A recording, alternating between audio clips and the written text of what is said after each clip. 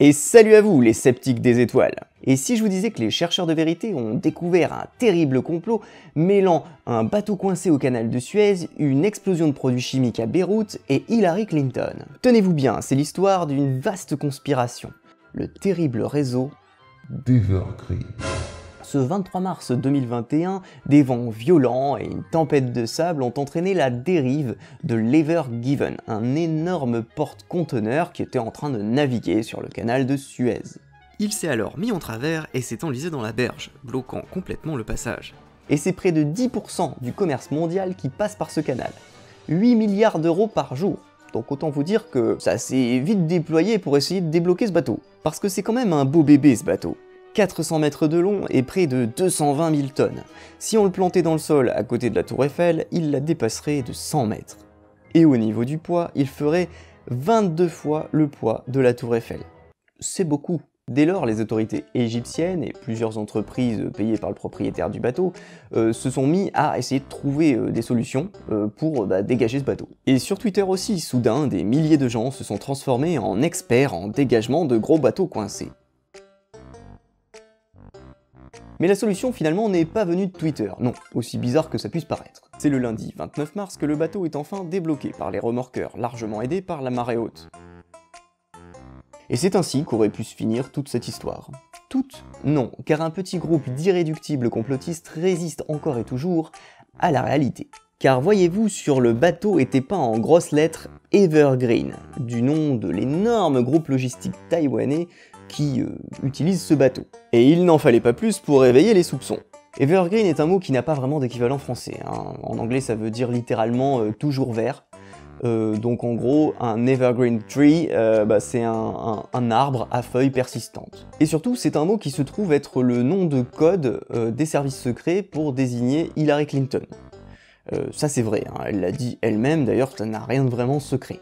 Hillary Clinton, qui est une femme politique américaine, démocrate, adversaire de Trump pour la campagne présidentielle américaine de 2016, et aussi la cible de nombreuses théories du complot, comme la théorie du Pizzagate apparue en octobre 2016 sur un fil de forum pro-Trump une semaine avant les élections. Bon, j'en ai déjà parlé plusieurs fois de cette théorie-là, et puis j'ai fait une vidéo entière sur le sujet, donc si vous connaissez pas, je vous invite à aller voir cette vidéo que je vous mets en lien dans la description. Cette théorie du complot en tout cas fait naître l'idée d'un vaste réseau pédophile satanique géré, entretenu par Hillary Clinton et ses amis démocrates. Une idée qui fera d'ailleurs naître la désormais célèbre théorie du complot QAnon en 2017, théorie dont j'ai aussi parlé en détail dans une précédente vidéo que je vous mets en lien. Et ces précédentes vidéos sont en quelque sorte un prérequis pour comprendre ce qui se passe maintenant avec ce bateau.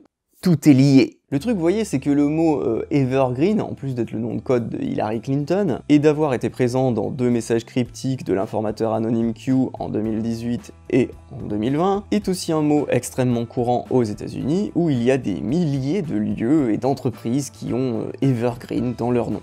Ainsi, il n'était pas rare depuis quelques années de voir sur les réseaux sociaux des gens adeptes de Q établir des liens avec Hillary Clinton et le réseau pédosataniste dès qu'ils voyaient passer la moindre information avec le mot Evergreen dedans. Puis le 4 août 2020, il y a eu l'impressionnante explosion de 2700 tonnes de nitrate d'ammonium à Beyrouth, au Liban. Tellement impressionnante qu'elle a donné lieu, elle aussi, à de nombreuses théories du complot différentes et contradictoires dont il faudrait une vidéo entière pour toutes les évoquer. Et au milieu de toutes ces théories fumeuses, l'une d'entre elles était liée à Evergreen. Parce que figurez-vous que sur les milliers de containers présents sur le port, il y en avait un du groupe Evergreen qu'on voit en arrière-plan sur certaines photos. Alors, je rappelle que le groupe taïwanais Evergreen est le 4e plus gros groupe de logistique au monde.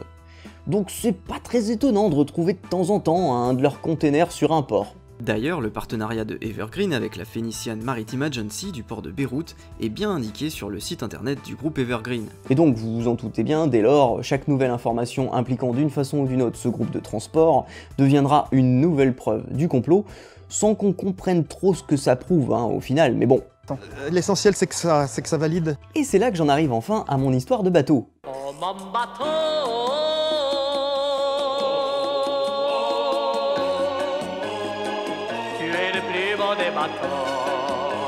il se trouve que les conspirateurs du vaste réseau sataniste mangeur d'enfants n'ont rien trouvé de mieux que de peindre le mot Evergreen avec des lettres de 10 mètres de haut sur un gros bateau qui fait le tour du monde, afin d'être le plus discret possible. Et en plus, ces idiots, ils le coincent en travers d'un canal, et puis ensuite les méchants médias aux ordres du pouvoir en parlent pendant des jours. Bref, des petites erreurs de communication comme ça qui ont permis à des chercheurs de vérité très affûtés de l'internet de remarquer le bateau, et donc le scandale.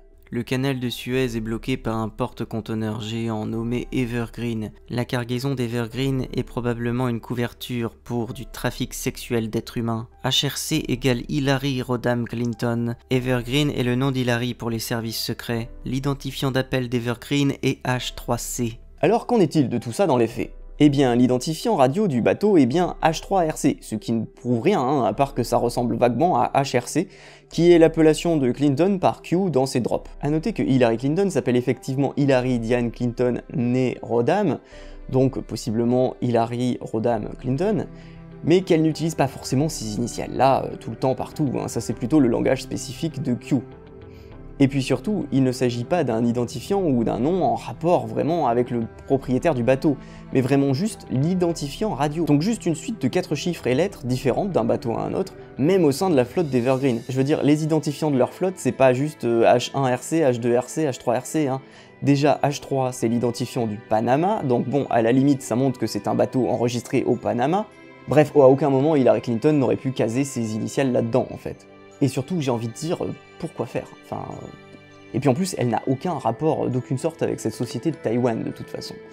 À moins qu'elle ait toujours travaillé avec eux seulement par Skype, en toute discrétion, mais du coup, dans ce cas-là, personne ne sache rien de leur relation de travail, mais quand même, ça serait vraiment pas de bol. Bon, alors la rumeur s'est ensuite répandue, hein, comme d'habitude, dans un peu tous les pays, notamment la France. Et un de mes followers m'a même partagé un échange assez incroyable sur Twitter où une personne se demande ce qui se passe avec ce bateau, et on lui répond ceci. La société de transport maritime appartient au mari de Ghislaine Maxwell. Beaucoup de ces navires avaient été fiancés par le père de Ghislaine. Un bateau Evergreen a été contrôlé aux Pays-Bas et ils avaient découvert un trafic d'êtres humains. Ce bateau allait à Rotterdam. Mais bon, rassurez-vous, heureusement personne ne va croire n'importe quoi comme ça, sans aucune preuve venant d'un inconnu sur Twitter. D'accord, merci, donc trafic d'êtres humains dans ce bateau. On voit qu'ici, la rumeur de base sur le trafic d'enfants s'est enrichie d'une nouvelle référence avec Ghislaine Maxwell, femme de Epstein, un milliardaire qui était accusé de trafic sexuel de mineurs, et dont j'ai aussi déjà parlé dans une précédente vidéo. Et Ghislaine Maxwell est également accusée d'avoir participé au recrutement de filles mineures de 14 à 18 ans qu'elle payait pour venir faire des massages à son mari. Mais là encore, aucun rapport avec le groupe logistique taïwanais Evergreen, hein. C'est juste une association d'idées à cause des enfants, c'est tout. Et à tout cela s'ajoute encore une coïncidence impromptue survenue le 27 mars, soit 3 jours après l'accident du bateau coincé. Un camion s'est coincé en travers d'une autoroute en Chine et a bloqué la circulation. Cet accident a été confirmé par les autorités locales chinoises, et il s'agissait d'un camion Evergreen, ce qui n'a pas manqué de faire réagir les gens sur les réseaux sociaux. Bon, le camion a été ensuite dégagé très rapidement, c'est le genre d'accident de voiture qui arrive quand même assez souvent, et puis en fait s'il n'y avait pas eu à côté cette histoire surmédiatisée du bateau coincé à Suez, bon bah personne n'aurait jamais parlé de ce camion en fait. Et surtout, vraiment pour raisonner de façon logique, il faut pas se focaliser comme ça sur une accumulation de coïncidences bizarres. Il faut prendre un peu de recul et se mettre à la place de ceux qui auraient manigancé tout ça. Qu'est-ce que ça peut leur rapporter concrètement d'exposer comme ça dans les médias pendant plusieurs jours leur trafic d'enfants, d'abord avec l'histoire du bateau, puis avec l'histoire du camion, en se mangeant plusieurs procès sur la gueule au passage, hein, de la part des bateaux qui étaient restés coincés derrière avec des denrées périssables. Je veux dire, ça leur apporte quoi en fait? En tout cas, moi, si j'étais un riche milliardaire sataniste qui faisait du trafic d'enfants, mettons, c'est pas le premier truc qui me viendrait à l'idée comme plan.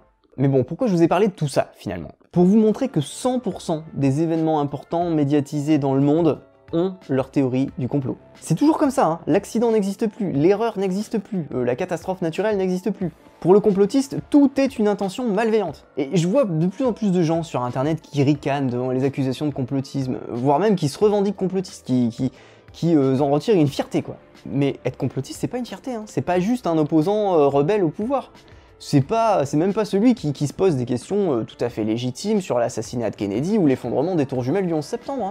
Un complotiste, c'est quelqu'un qui s'imagine un complot même quand il voit un putain de bateau qui s'est foutu en travers dans un canal. Et qui établit des liens alambiqués entre des trucs qui ont rien à voir, tout ça pour s'imaginer des intentions malveillantes cachées partout. Est-ce que vous trouvez ça intelligent?